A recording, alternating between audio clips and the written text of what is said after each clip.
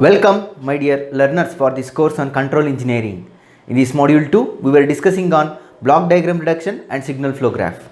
In our previous lecture, we have begun our discussion on signal flow graph, wherein which I have explained the Mason's gain formula, and also we have solved one problem on signal flow graph.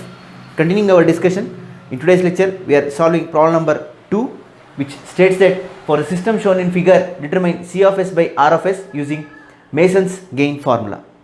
So this is the given signal flow graph. We want to determine what is the overall transfer function of this signal flow graph. Come, let us solve this problem. So this is problem number 2 of our discussion on signal flow graph. Moving for the solution, in step 1 we should determine the total number of forward paths. To find forward paths,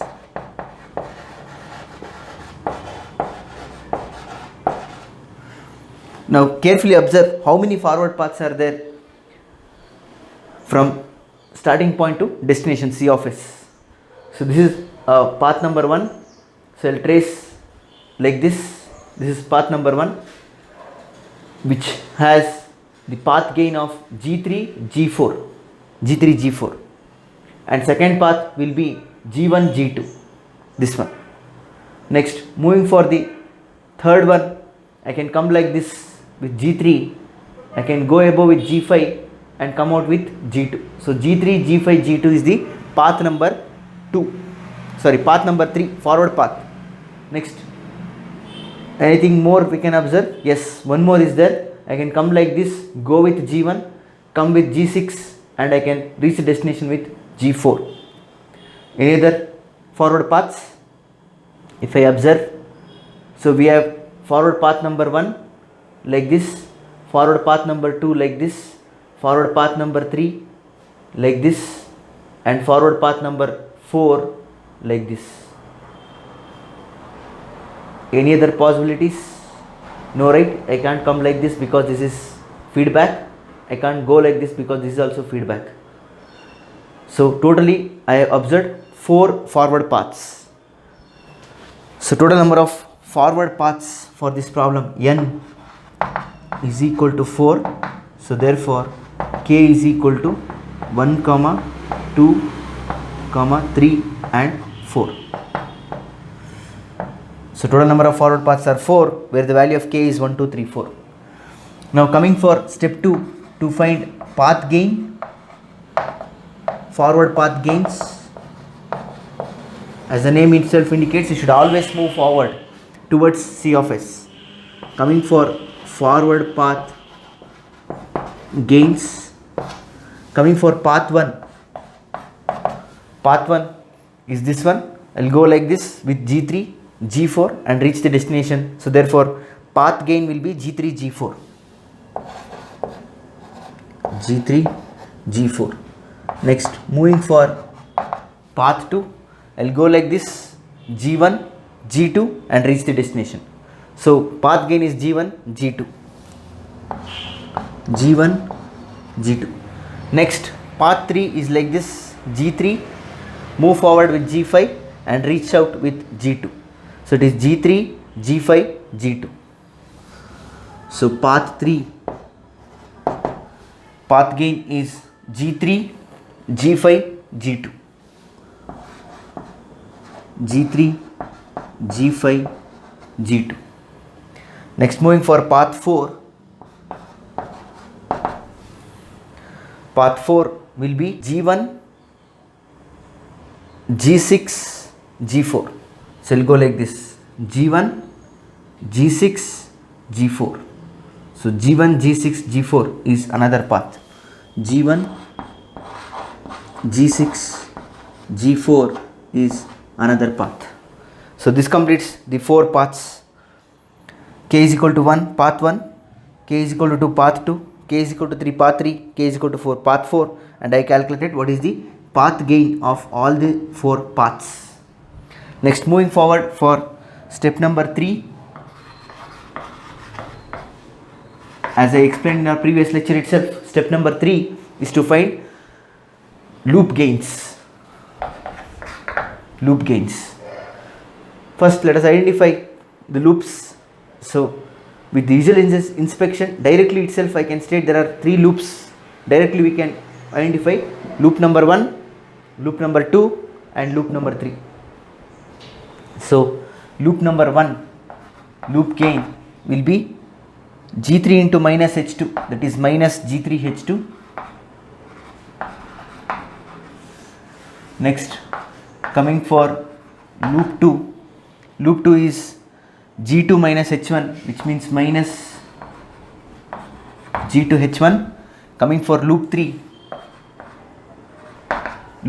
is G5 G6, G5 G6, G5 G6. Next, any other loops are possible. If I visually inspect, I have one more loop. I'll start from this point, G1, I'll go with G6, I'll go with H2. So it is G1, G6 minus H2. So next loop is loop number 4 will be minus G1, G6, H2, which is bit difficult for you people to identify. Let me clarify it properly. We have G1, then G6, G6, then minus H2. So this is a loop I am speaking about for loop number 4. Next, so we have found out totally 4 loops. Any other loops are possible? Visually inspect.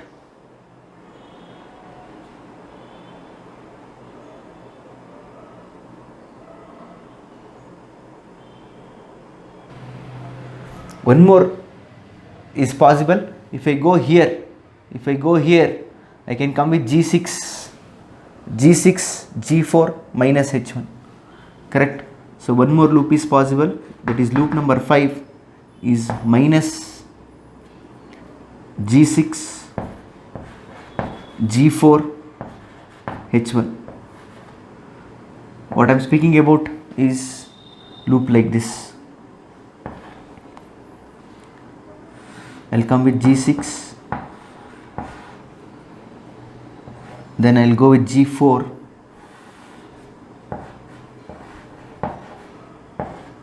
and we have loop closure with minus H1. So this is another loop. Any other loops are possible apart from these 5 loops? So these 3 are visually directly visible for us: loop number 1, loop number 2 and loop number 3. Apart from that, if I carefully observe, I got loop 4 and loop 5. Any other loops are possible?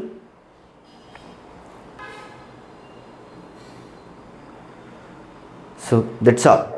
So we have found out 4 forward paths and 5 loops for this problem. Next, moving for step number 4. Step number 4 is to find the determinant of the graph.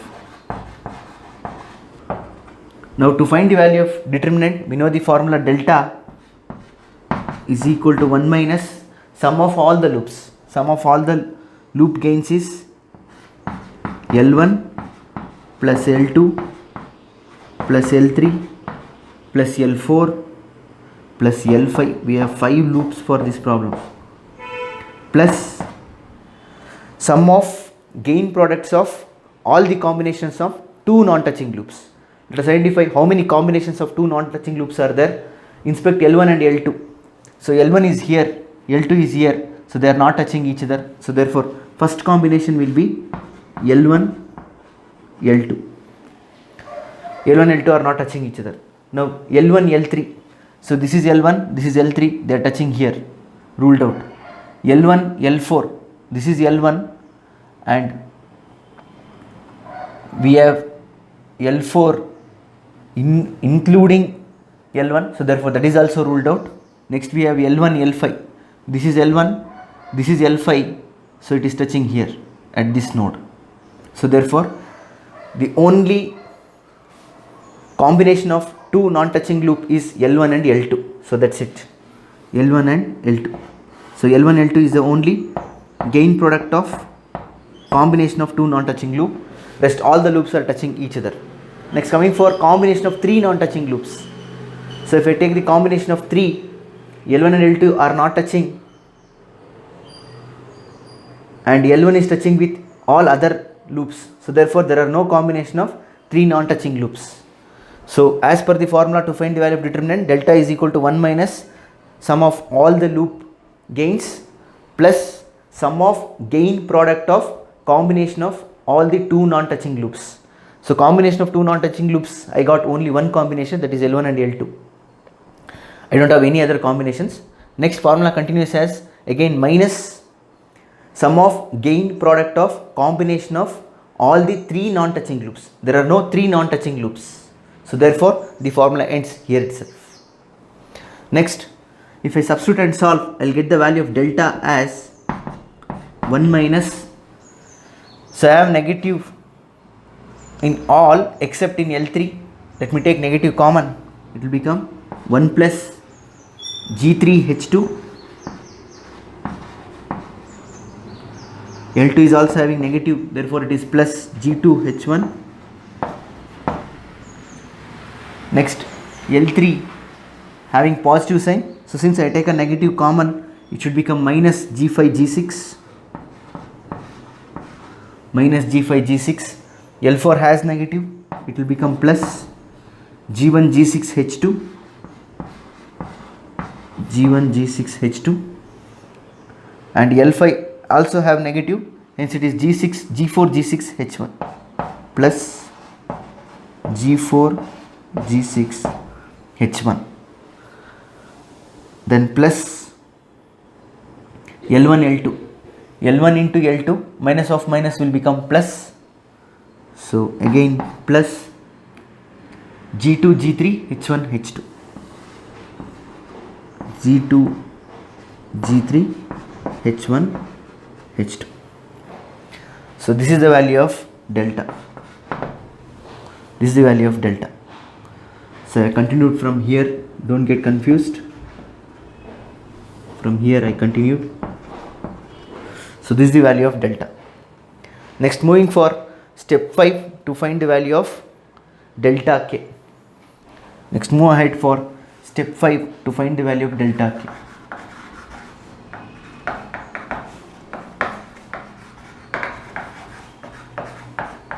Now if I move ahead to find the value of delta K, K varies from 1, 2, 3, 4. Let me take delta 1.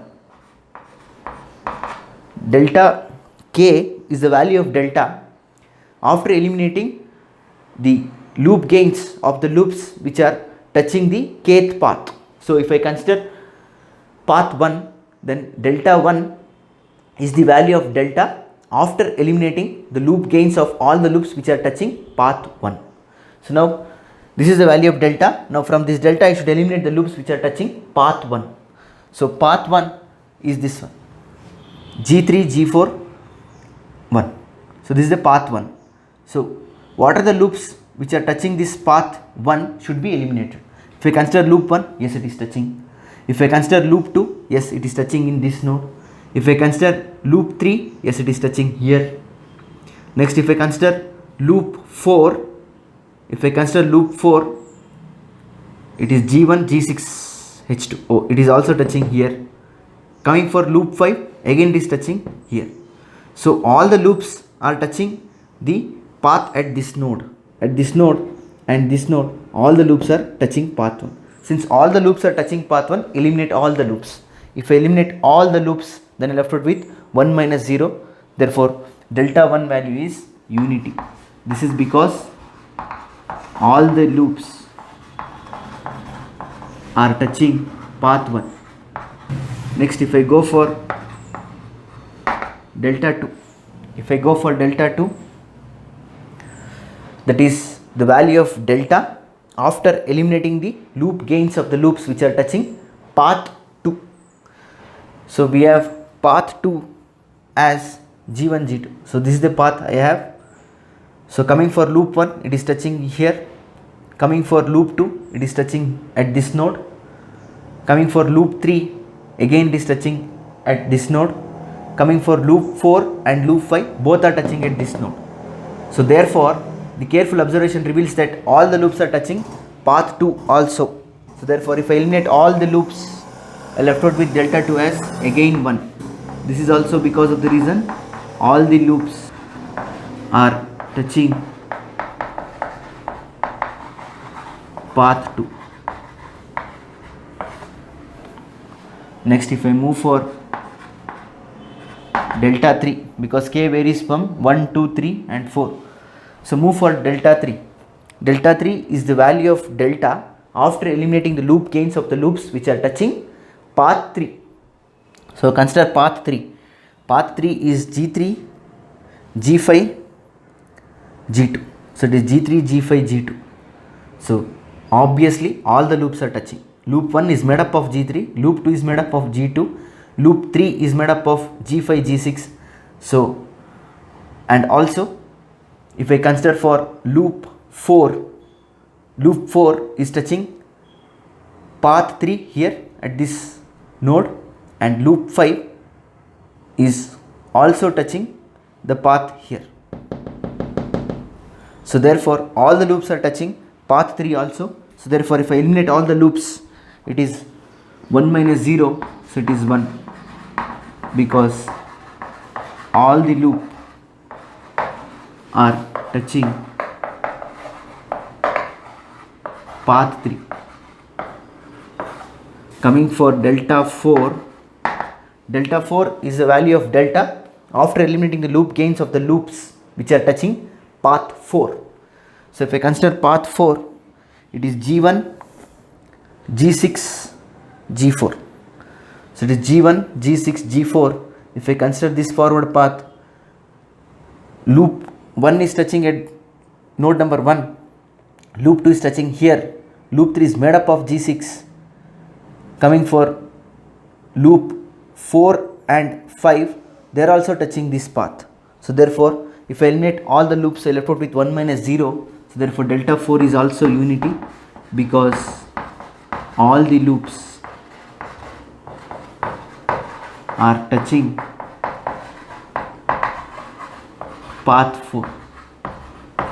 So k ends with 4. So this is the value of delta 4. So this completes step 5. We have determined the value of delta k. Now moving for the final step, that is in step 6, to find overall transfer function C of S by R of S. That is by using Mason's gain formula. We know that the overall transfer function from Mason's gain formula is given by C of S by R of S is equal to summation of k varies from 1 to n pk delta k divided by determinant delta, which is nothing but k varies from 1, 2, 3, 4. So therefore it is P1 delta 1 plus P2 delta 2 plus P3 delta 3 plus P4 delta 4 whole divided by delta.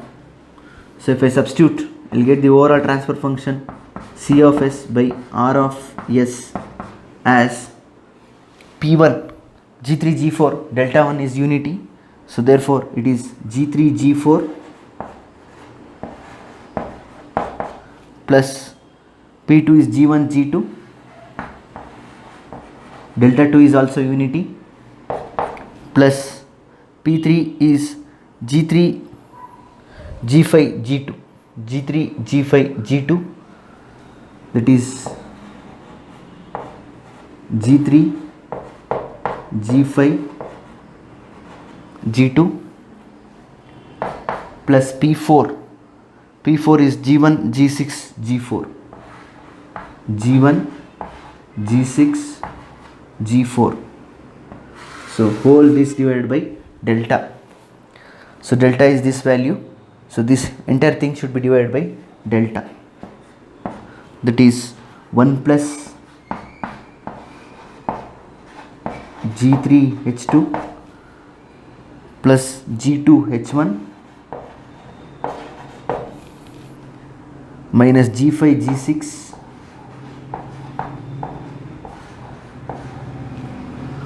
plus G1G6H2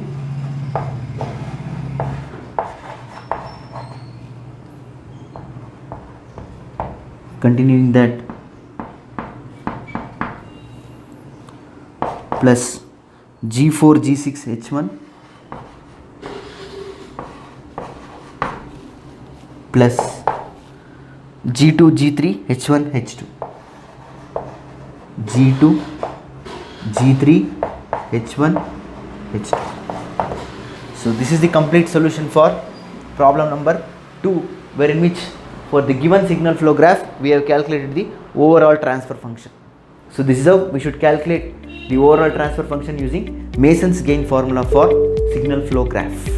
That's all from this lecture. Thank you all.